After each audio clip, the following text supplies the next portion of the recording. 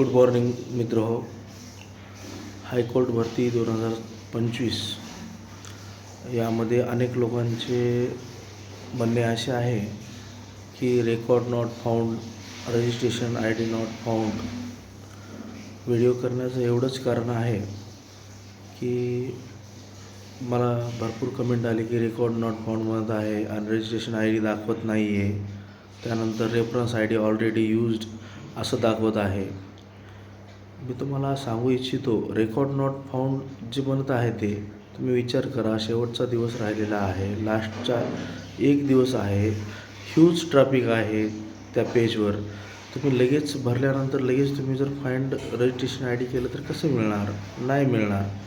मला स्वतःला 12 तास लागले होते फॉर्म भरल्यानंतर रजिस्ट्रेशन आय डी मिळण्यासाठी. सो पेशन्स ठेवा थोडेसे.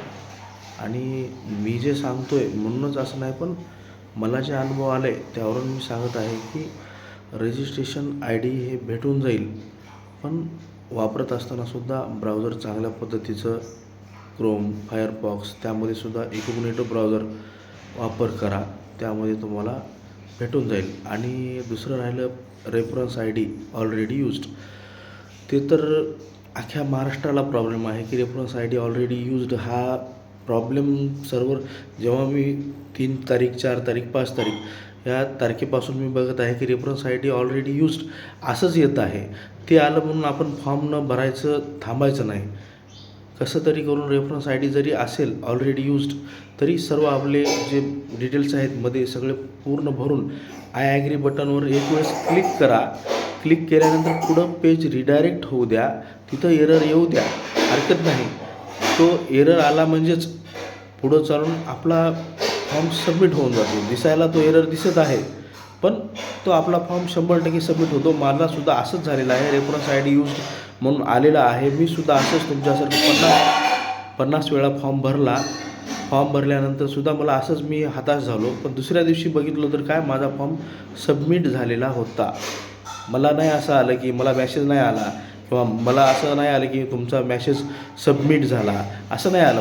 मलाही तुमच्यासारखंच reference I D already used म्हणून आला, पुन्हा एरर दाखवलं, मलाही रेकॉर्ड नॉट फाउंड असं आलं. सर्व मलासुद्धा तुमच्यासारखाच सर्व जो तुम्हाला आता सध्या प्रॉब्लेम येत आहे तोच मलासुद्धा प्रॉब्लेम आलेला आहे. तुम्ही गोंधळून जाऊ नका.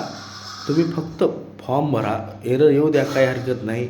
Error reference I D already used म्हणून जरी येत असेल, DOP नंबर आपण टाकल्यानंतर, त्याच्यानंतरसुद्धा तुम्ही आय ॲग्री बटनवर क्लिक करा. आय ॲग्री बटनवर क्लिक केल्यानंतर पेमेंट झाल्यानंतर आय ॲग्री बटनवर क्लिक केल्यानंतर रिडायरेक्ट होईल. रिडायरेक्ट होऊ द्या पेज.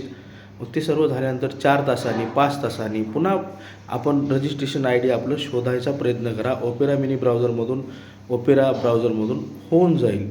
आणि सगळ्यांनाच हा प्रश्न आहे, गोंधळून जाऊ नका, पेशन्स ठेवा.